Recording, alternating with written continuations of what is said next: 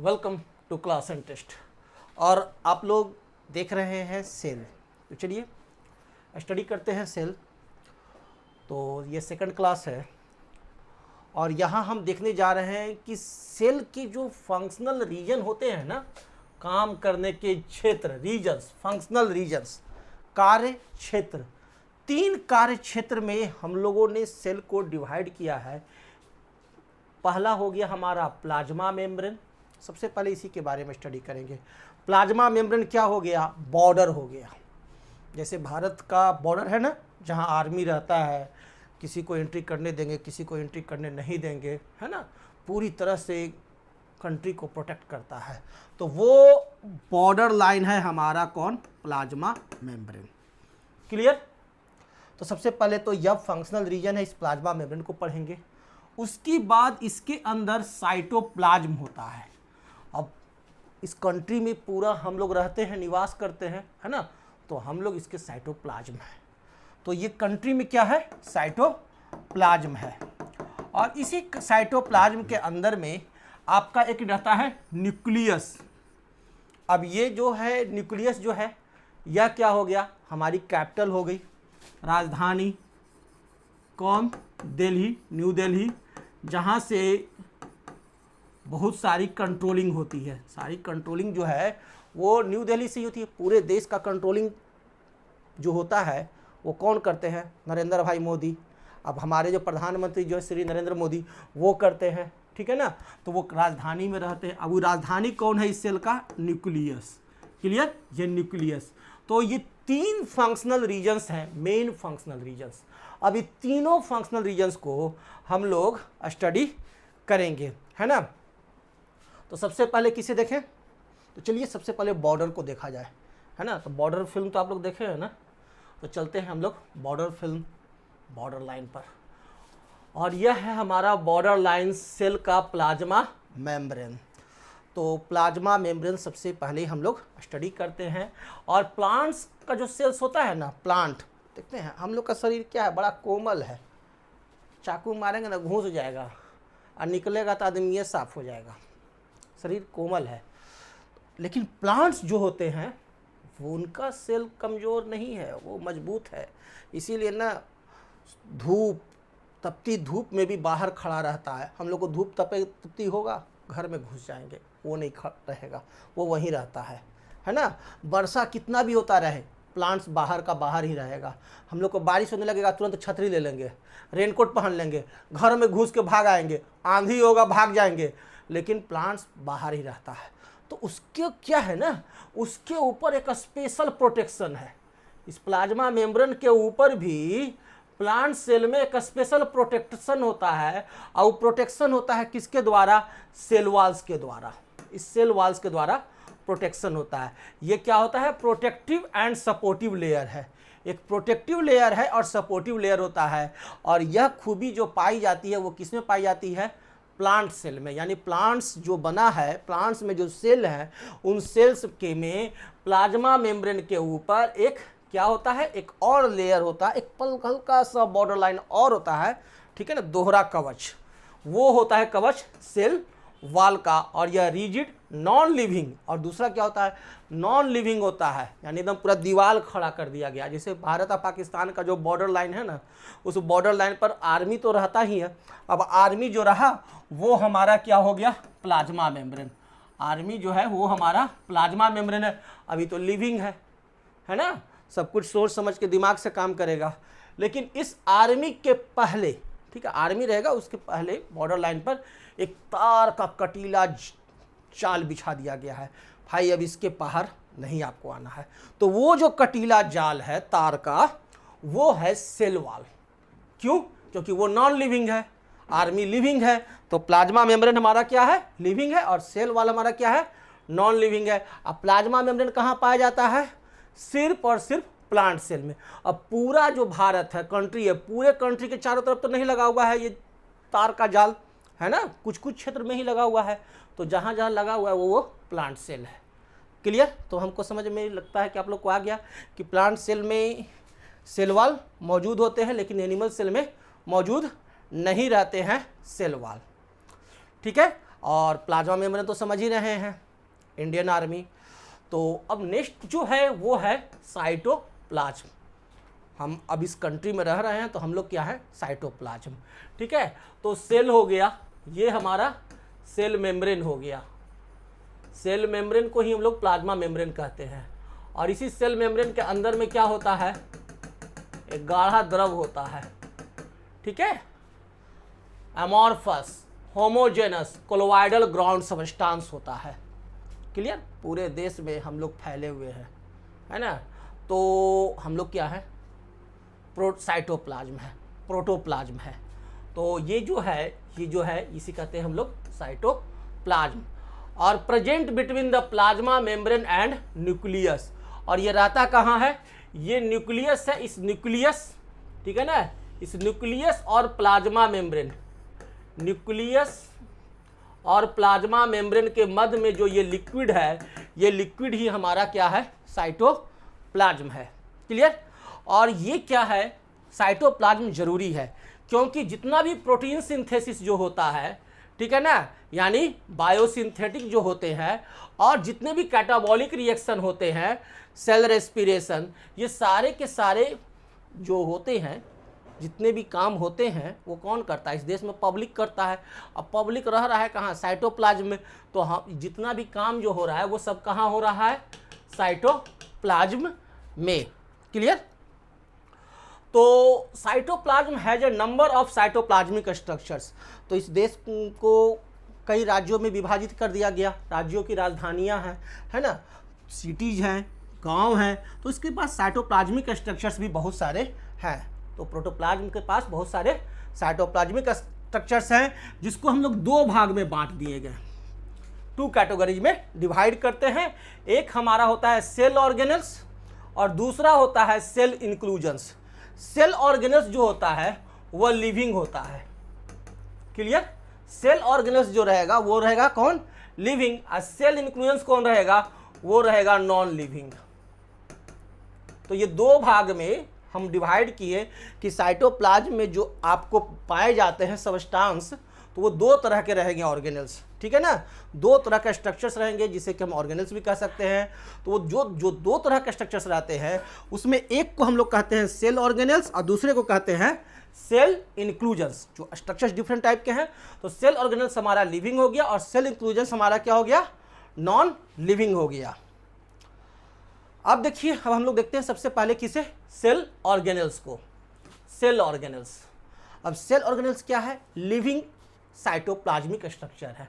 Clear. अब इसके example आप समझ लो, हम लोग को पूरा पढ़ना है। जैसे कि इंडोप्लाज्मिक रेटिकुलम क्या है, लिविंग स्ट्रक्चर है। राइबोसोम्स लिविंग स्ट्रक्चर्स है। गोल्गी बॉडी, माइटोकॉन्ड्रिया, ये सब आपके लिविंग स्ट्रक्चर्स हैं। उसी प्रकार से आप देखिए प्लास्टिड्स। प्लास्टिड्स जो है सिर्फ और सिर्फ प्लांट्स में पाए जाते हैं, only in plant cell. Plant cell में प्लास्टिड पाया जाता है। किसमें पाया जाता है, प्लांट सेल में। एनिमल सेल्स में प्लास्टिड्स नहीं होते हैं। उसी प्रकार से एनिमल्स का भी कुछ स्पेशल कैरेक्टरिस्टिक्स है। तो एनिमल्स में पाए जाते हैं सेंट्रियोल। अब यह सेंट्रियोल जो है वो सिर्फ एनिमल्स में पाए जाते हैं। ये सेंट्रियोल आपका क्या है, प्लांट सेल में नहीं पाए जाते हैं। ओके, तो ये याद रखेंगे कि प्लांट सेल्स में सिर्फ पाए जाते हैं क्या, प्लास्टिड्स।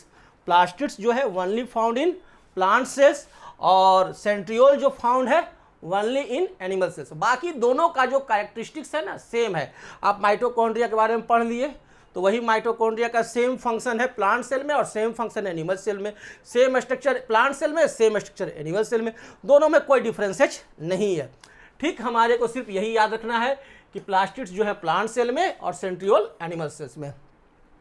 और भी स्ट्रक्चर्स है जैसे लाइसोजोम्स, ठीक है ना, माइक्रोबॉडीज, इस प्रकार से बहुत सारे हम लोग स्ट्रक्चर्स पढ़ेंगे। और ये क्या है, सेल ऑर्गेनेल्स है। और ये क्या होते हैं, लिविंग सेल ऑर्गेनेल्स है, सेल के अंदर पाए जाने वाले लिविंग ऑर्गेनेल्स। और प्रत्येक ऑर्गेनेल्स को हम लोग बारी बारी अध्ययन करेंगे।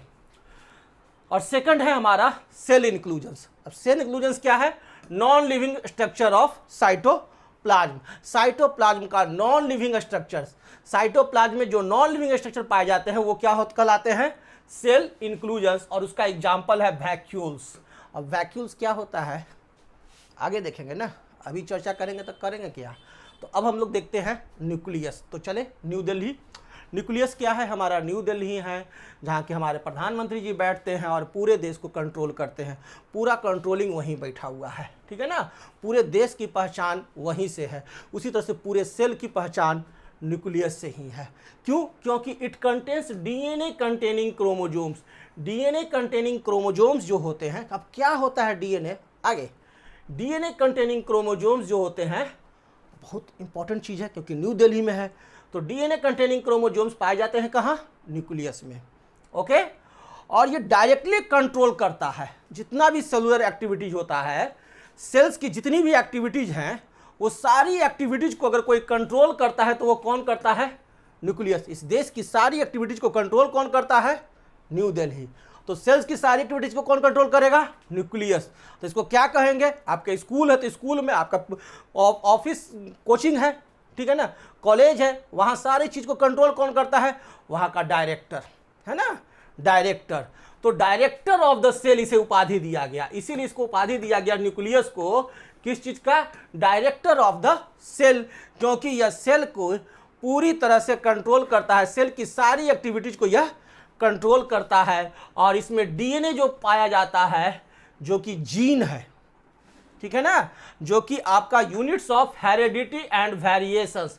अब हेरिडिटी एंड वेरिएशंस का पूरा एक चैप्टर ही है, ठीक है ना, एक यूनिट ही है आपका। तो पूरी इस यूनिट में हम लोग पढ़ाएंगे हेरिडिटी एंड वेरिएशंस। अभी देख लेते हैं। और डीएनए जो होता है वह भी आपका कहाँ होता है? न्यूक्लियस में ही होता है। तो न्यूक्लियस क्या है? Director of cell. तो कोई पूछ दे कि डायरेक्टर ऑफ सेल कौन है, तो कहिएगा न्यूक्लियस।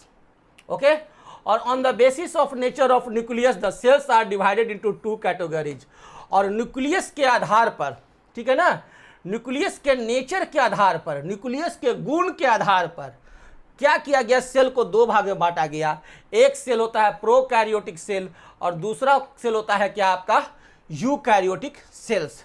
तो सेल्स 2 प्रकार के हो गए, प्रोकैरियोटिक सेल्स और यूकैरियोटिक सेल्स। अब देखिए सेलुलर डाइवर्सिटी, विविधताएं।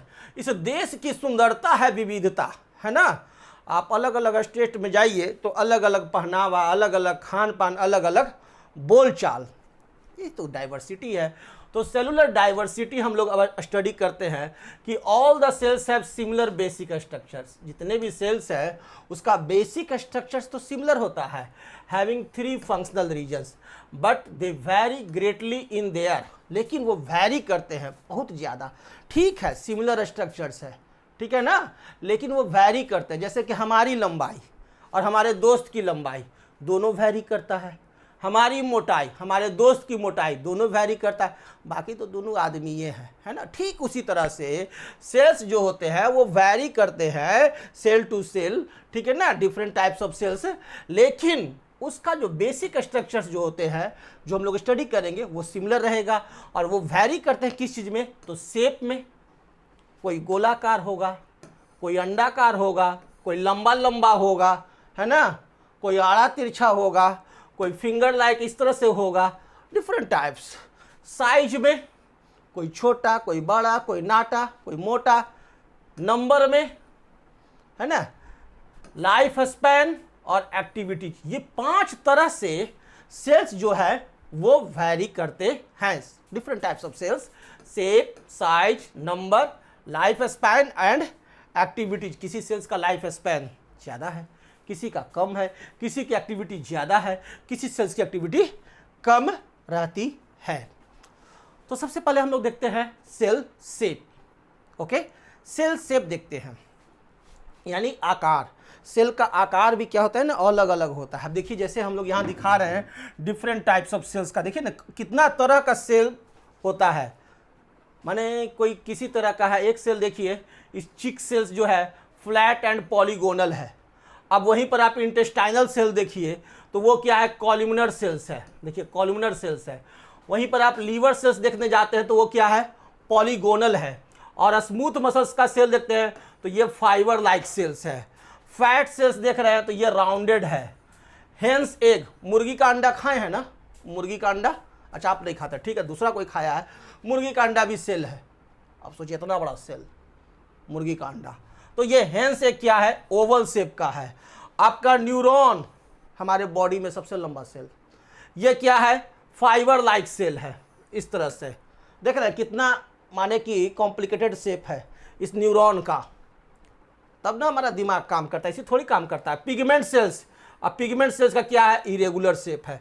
तो इस प्रकार से आप देख रहे हैं कि सेल का शेप वैरी करता है अलग अलग टाइप्स ऑफ सेल्स में, है ना, उनकी फंक्शनल एक्टिविटीज के अनुसार। तो भगवान का बनाया हुआ ये सब तिलिस्म है, गजब है, अजब है, और उसको हम लोग स्टडी कर रहे हैं। अब सेकंड देखिए, सेल साइज। शेप तो देख लिए कि भाई सेल का शेप जो होता है वो बहुत वैरी करता है, कोई निश्चित एक नहीं है भाई कि सबका सब सेल राउंड है, ऐसा कुछ नहीं है। क्लियर, ये चीज़ आपको क्लियर हो गया। अब सेल भी देखिएगा, सेल का साइज देखिए तो कोई सबसे स्मॉलेस्ट सेल एग्जाम में आता है कि स्मॉलेस्ट सेल्स का नाम लिखिए, तो स्मॉलेस्ट सेल्स कौन है, कौन है, pleuro pneumonia like organisms, PPLO, mycoplasma gallisepticum. Mycoplasma gallisepticum जो है 0.1 माइक्रोमीटर का है, ठीक है, और ये क्या है, स्मॉलेस्ट सेल्स है। स्मॉलेस्ट सेल्स याद रखेंगे, एग्जाम में आएगा तो लिख डालेंगे pleuro pneumonia like organisms, PPLO, mycoplasma gallisepticum. और लार्जेस्ट एनिमल सेल्स, सेकंड आता है कि लार्जेस्ट एनिमल सेल्स पूछा जाता है, तो शुतुरमुर्ग देखे हैं ना, ऑस्ट्रिच एग, ऑस्ट्रिच का अंडा, ऑस्ट्रिच का अंडा बड़का गोगो होता है। तो सबसे बड़ा सेल्स जो धरती पर पाया जाता है वो ऑस्ट्रिच का अंडा है, ostrich egg, and measures about 170 into 135 millimetre. ये आपको नहीं पूछाएगा, पूछेगा क्या, largest animal cell, smallest cells, तो याद रखिएगा, ठीक है। प्रोकैरियोट्स का सेल देखा गया है 1 से 10 माइक्रोमीटर रहते हैं। तो यूकैरियोट्स जो है, हम लोग यूकैरियोट्स में आते हैं, यूकैरियोट्स जो होते हैं उनके सेल्स इनसे बड़े होते हैं, ठीक है। प्रोकैरियोट्स का सेल 1 से लेकर 10 माइक्रोमीटर है, और 10 के आगे जो साइज होता है वो यूकैरियोट्स का होता है, यानी 10 to 100 माइक्रोमीटर किसका सेल साइज है, यूकैरियोट्स का। और प्लांट्स में जो लार्जेस्ट सेल पाए जाते हैं, इन प्लांट्स लार्जेस्ट सेल होता है ग्रीन एल्गा एसिटाबुलेरिया। ग्रीन एल्गा एसिटाबुलेरिया जो होता है वो प्लांट्स में पाया जाने वाला सबसे बड़ा सेल है। एनिमल्स, लार्जेस्ट एनिमल सेल, ये ध्यान दीजिए, ये क्या है, लार्जेस्ट एनिमल सेल कौन, ऑस्ट्रिच एग। पूछेगा लार्जेस्ट एनिमल सेल तो जवाब दीजिएगा ऑस्ट्रिच एग। पूछ दिया प्लांट्स में लार्जेस्ट सेल तो जवाब दीजिएगा green alga acetabularia, which is one celled organism and measures about 6 to 10 centimetre, जो कि 6 से 10 सेंटीमीटर का होता है। तो इस प्रकार से आप देख रहे हैं कि सेल का साइज भी बहुत वैरी करता है। अब जवाब तो हमने देखा सेल साइज का, और हम लोग ठहरे ह्यूमन, तो हम लोग अपना भी सेल साइज जरा नाप लें, सबका तो देखें ही, तो ह्यूमन का भी सेल साइज देख लें। तो ह्यूमन का जो सेल साइज होता है वह 20 माइक्रोमीटर और 30 माइक्रोमीटर के बीच में होता है। मोस्टली अधिकांश जितने भी सेल्स हैं ह्यूमन के, वो सारे के सेल 20 माइक्रोमीटर से लेकर के 30 माइक्रोमीटर के बीच में होगा, बट में एज स्मॉल एज 2 से 3 माइक्रोमीटर के भी होते हैं सेल्स, जो कि पाए जाते हैं किसमें, ब्लड प्लेटलेट्स में। और 7.5 माइक्रोमीटर का सेल होता है ह्यूमन आरबीसी का, और 3 फीट से भी लंबा, 3 फीट, 1 फीट, 2 फीट, 3 फीट, इतना लंबा लंबा सेल होता है हमारे बॉडी में। और किसका होता है, nerve cells, 1 feet, 2 feet, 3 feet, इतना लंबा लंबा सेल कौन है हमारे बॉडी में, nerve cell. Nerve cell is the longest side cell, सबसे लंबा साइड सेल हमारे बॉडी में कोई है तो वो नर्व सेल है। अबाउट 1 मीटर, 1 मीटर लंबा तक, 1 मीटर का कपड़ा लाते हैं ना, 1 मीटर लंबा तक ऑफ ह्यूमन बॉडी में पाए जाते हैं। क्लियर। अब देखिए factors which govern the cell size. अब सेल साइज को कौन सा वह फैक्टर है जिसके चलते सेल साइज कोई छोटा, कोई बड़ा, कोई लंबा होता है, क्यों कोई सेल का साइज बड़ा होता है, क्यों किसी सेल का साइज छोटा होता है, तो वो फैक्टर्स जो इससे अफेक्टेड करते हैं सेल के साइज को, वो ये 4 फैक्टर हैं। पहला, cell surface area to volume ratio, cell surface area to volume ratio. दूसरा, nucleocytoplasmic ratio, nucleocytoplasmic ratio. Third है मेटाबॉलिक रेट, एंड फोर्थ है ability to intake oxygen and nutrients to expel waste out of cell. और कितना oxygen लेता है और कितना carbon dioxide छोड़ता है या वेस्ट छोड़ता है, उसकी एबिलिटी, उस सेल की कितनी क्षमता है, उस पर भी डिपेंड करता है सेल का साइज। यानी सेल का साइज 4 बम्बू पर खड़ा है। ये जो सेल का जो साइज होता है, कहता है कि हमारा तंबू 4 बम्बू पे खड़ा है। तो कौन कौन? पहला cell surface area to volume ratio, second nucleocytoplasmic ratio, and third metabolic ratio rate, और फोर्थ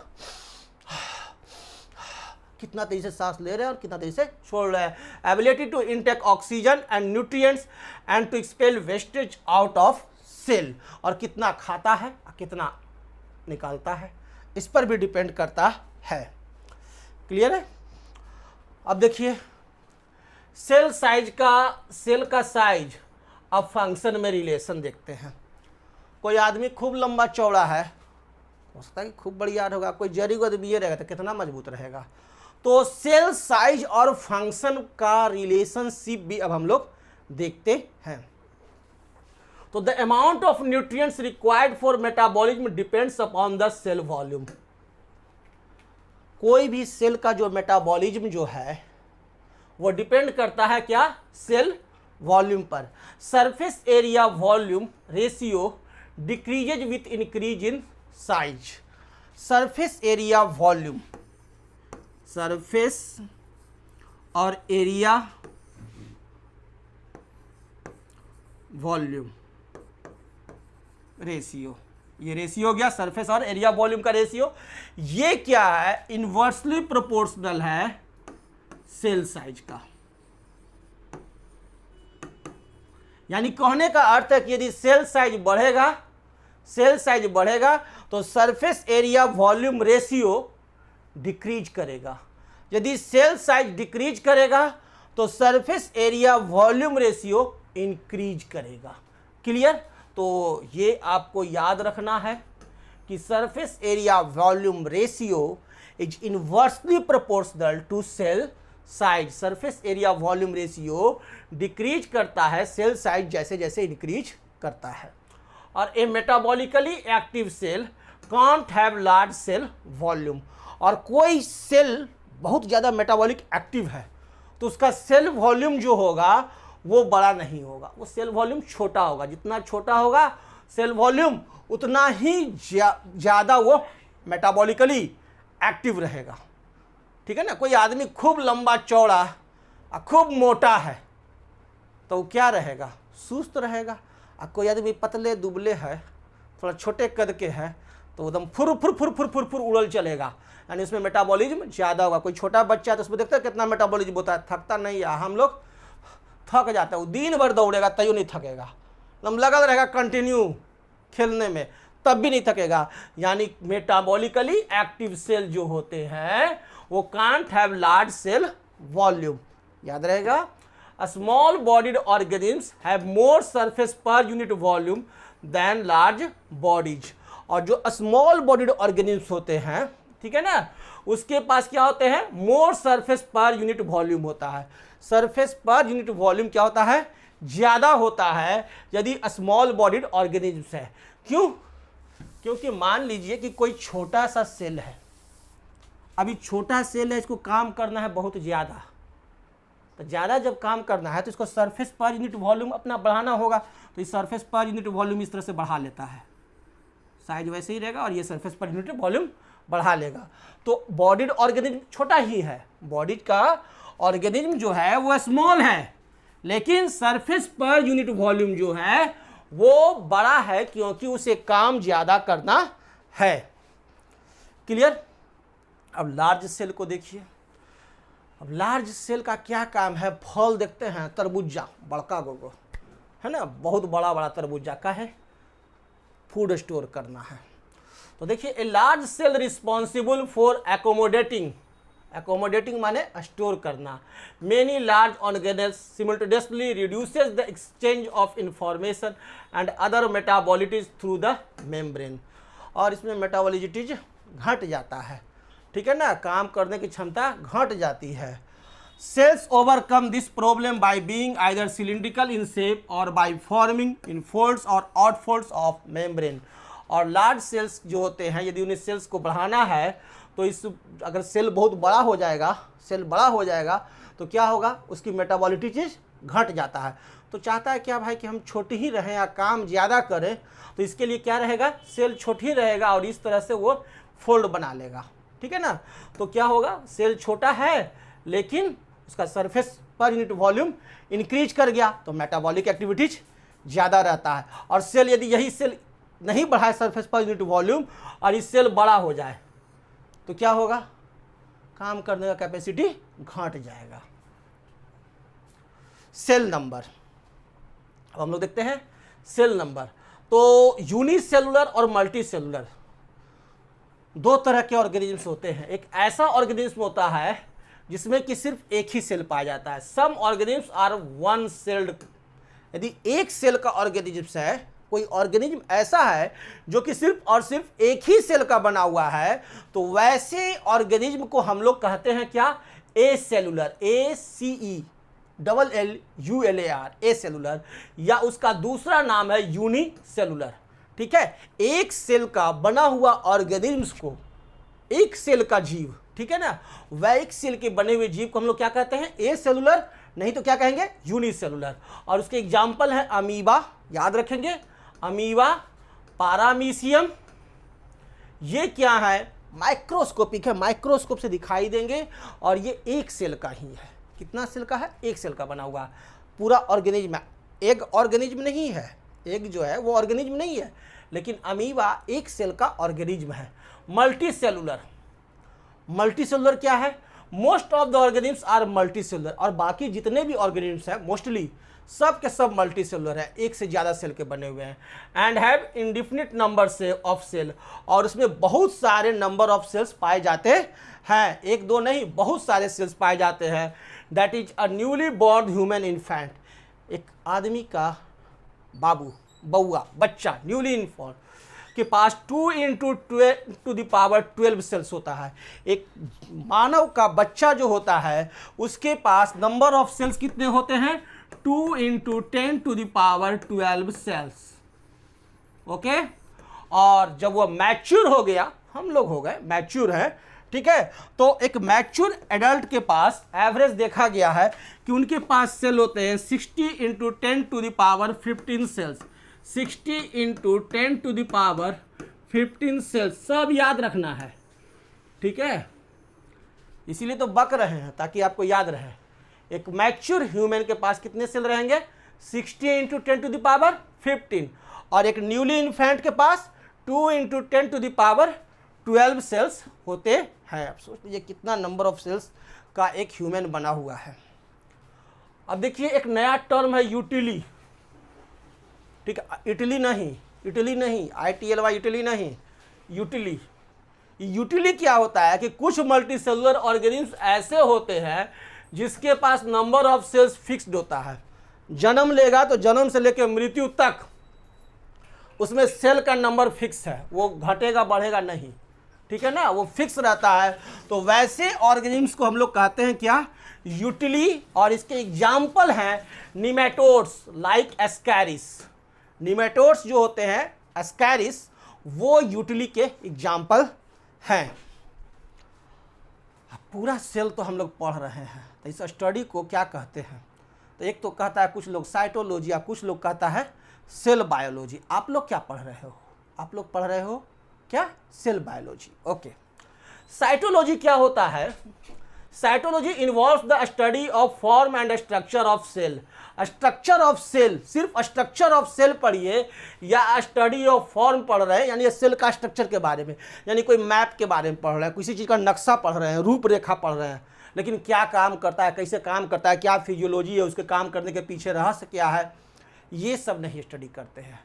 तो सिर्फ हम लोग स्ट्रक्चर ऑफ सेल अगर पढ़ना है तो उसके लिए तो भैया सिंपल है, साइटोलॉजी जाके पढ़ो। लेकिन सेल बायोलॉजी क्या है, ये बहुत बृहत है, पूरा चीज़ पढ़ डालो, पूरा सब चीज़ पढ़ डालो, that is cell biology. Cell biology involves the study of all aspects, सारे चीज़ें, all aspects of cells, cells से संबंधित सारे एस्पेक्ट्स, जितने सवाल हैं सब बना डालो, ठीक है, सारे चीज़ पढ़ डालो, including there structure, biochemistry, physiology, development, etc। माने सारी स्टडी जो होती है वो सेल के बारे में, वो किस में होती है, सेल बायोलॉजी। तो आप लोग क्या स्टडी कर रहे हो, cell biology, not only cytology. तो ये डिफरेंस समझ में आ गया सेल बायोलॉजी और साइटोलॉजी में। और सेल जो है वो हमारा, हम लोग जानते ही हैं कि basic structural and functional unit cell है, और basic unit of biological hierarchy, biological hierarchy माने कहने का अर्थ है कि सेल से बना टिश्यू, ठीक है ना, सेल से बना है टिश्यू, और टिश्यू से बना है ऑर्गन्स, ऑर्गन से बना ऑर्गन सिस्टम, ऑर्गन सिस्टम से बनता है ऑर्गेनिज्म। तो ये जो हायरार्की है, इस हायरार्की का बेसिक स्ट्रक्चर अगर कोई है तो वो आपका सेल ही है। माने दो चीज़ तो पढ़े ही थे कि cell is the basic structural and functional unit of organism, और आज हम लोग ये भी जान लिए कि सेल जो है वह basic unit of biological hierarchy भी है। क्लियर? बहुत सारे साइंटिस्ट के बारे में हम लोगों ने फर्स्ट क्लास में पढ़ा था, अब कुछ और देख लीजिए। मैक्स स्क्यूल्ज 1861 में दिए थे protoplasm theory, proposed protoplasm theory देने वाले कौन है, मैक्स स्क्यूल्ज, जिन्होंने कहा क्या कि cell is accumulation of living substance. Cell जो है वो लिविंग सबस्टांस का एक्यूमुलेशन है। लिविंग सबस्टांस का क्या है कि एक जगह एकत्रित रहता है, एक जगह एकत्रित, एक बट्टा में आम है, दैट इज प्रोटोप्लाज्म। हम कह रहे हैं आम है तो कह रहा है प्रोटोप्लाज्म है। भैया accumulation of living substance is क्या है, सेल है। प्रोटोप्लाज्म थ्योरी में कह रहे हैं कॉल्ड प्रोटोप्लाज्म, और उससे उन्होंने क्या कहा, प्रोटोप्लाज्म। सेल जो है बट्टे में आम है, हम कह रहे हैं बट्टे में आम है, तो ये कह रहा है भैया सेल में प्रोटोप्लाज्म है। क्या कर रहा है, सेल में प्रोटोप्लाज्म है। अब प्रोटोप्लाज्म जो क्या है तो वो लिविंग सबस्टांस है। क्लियर? तो cell is accumulation of living substance called protoplasm, जिसको कि उन्होंने कहा protoplasm, which is bounded by an outer membrane possesses a nucleus, और जिसके चारों तरफ एक मेम्ब्रेन होता है और बीच में न्यूक्लियस होता है, और इसी का नाम उन्होंने दिया क्या, protoplasm theory. Clear? Protoplasm theory कौन दिया, मैक्स स्क्यूल्ज। मैक्स स्क्यूल्ज साहब ने क्या कहा, मैक्स स्क्यूल्ज साहब ने कहा कि एक बट्टा है, अब बट्टा में आम है, यानी एक सेल है, और सेल में क्या है, प्रोटोप्लाज्म है, और बीच में चक्कू है, काटेला, दैट इज न्यूक्लियस। वो क्या है, न्यूक्लियस है, और जो बट्टा है वो क्या है, सेल मेम्ब्रेन है। क्लियर? और इसी को कहते हैं क्या, प्रोटोप्लाज्म थ्योरी। यही प्रोटोप्लाज्म थ्योरी है। इसको देने वाला कौन है, तो मैक्स स्क्यूल्ज। और दिया कब, तो 1861 में। और उसके बाद ठीक कोलिकर साहब का दिमाग चमक गया 1862 में, और उन्होंने एक टर्म दिया इस प्रोटोप्लाज्म का। पहले तो नाम था प्रोटोप्लाज्म, और ये गाँव ने अड्डा नाम दे दिया। जैसे घर में होता है ना, एगो बच्चा है तो उसका नाम कोई घर में रख दिया, ठीक है ना, सोनू, तो दूसरा का उसका नाम रख दिया आदित्य, तीसरा का या तो कुछ और नाम रख दिया। तो भैया क्या करेगा, बड़ी प्यारा ना है। तो प्रोटोप्लाज्म का ही दूसरा नाम है क्या, साइटोप्लाज्म। आई साइटोप्लाज्म नाम कौन दिया है, कोलिकर साहब ने 1862 में। 1862 में, 1862 में क्या हुआ, प्रोटोप्लाज्म का नाम रख दिया कोलिकर साहब आ करके साइटोप्लाज्म। नहीं का पंडित जी है, और उन्होंने कहा क्या, प्रोटोप्लाज्म प्रोटोप्लाज्म क्या है, एज अ पॉलीफेजिक। क्या लंबा चौड़ा बात बोलेगा, है ना, एक आगो आता है ना पंडित जी, खूब लंबा चौड़ा बात बोलेगा बचवा के बारे में, आप दक्षिणा लेगा मोटा, वैसी है। ही called the protoplasm as a polyphasic crystallocolloidal solution. अब दिमाग में ही समझ में नहीं आ रहा है। हाँ पंडित जी बड़ा बढ़िया बोला, दे दे पैसा, दक्षिणा उसको मिल गया। तो ऐसे ही आए कोलिकर साहब, और उन्होंने कहा आज से ही बबुआ का नाम जो है तुम लोग रखा है प्रोटोप्लाज्म, जो मैक्स स्क्यूल्ज साहब रखे हैं, इसका नाम बदल जाएगा, और नाम रहेगा क्या, साइटोप्लाज्म, आई है का आगे बड़ा होकर के बड़ी बढ़िया बनेगा। क्या बनेगा? तो ये प्रोटोप्लाज्म है जो पॉलीफेजिक क्रिस्टलो कोलोइडल सॉल्यूशन। अब इतना लंबा चौड़ा, इसको तो सिर्फ याद रखेंगे, अब हम पढ़ावे नहीं जाएंगे कि पॉलीफेजिक क्या होता है, क्रिस्टलो कोलोइडल क्या होता है, अभी बड़ा लंबा चौड़ा चीज़ हो जाएगा। और उसके बाद टी.एच. हक्सले साहब आ गए 1868 में, ठीक है। अब वो गया पंडित जी, तो दूसरा का ज्योतिष टपक गया, और नाम है टी.एच. हक्सले। वो 1868 में आया, बबुआ के देखा, कहा अरे घरवा बड़ा बढ़िया, पैसा सब मिलेगा, चल नाम दे। तो कहा क्या? Describe the protoplasm. कहा कि यही लड़का जो है ना, जो जीवन का आधार है, तुम लोग का नैया पार कराएगा। और कहा क्या कि प्रोटोप्लाज्म जो है as physical basis of life, protoplasm जो है जो भौतिकीय बेसिस ऑफ लाइफ, लाइफ के जीवन का भौतिकीय आधार अगर कोई है, फिजिकल बेसिस जो कोई अगर है, तो ये प्रोटोप्लाज्म, ये बउए है, ये प्रोटोप्लाज्म, ठीक है ना, जिसका नाम कोलिकर साहब ने साइटोप्लाज्म रखा है। तो ये कौन कहा? टी.एच. हक्सले ने। तो याद रहेगा, कोई भुलाएगा नहीं। अब भुलाया तो एग्जाम में नंबर नहीं आएगा। ओके, तो क्लास को हम लोग अभी यहीं एंड करते हैं, और एक छोटा सा टेस्ट अगले क्लास में, सब लोग रिवाइज करके तैयार रहना। Okay, thank you, good bye.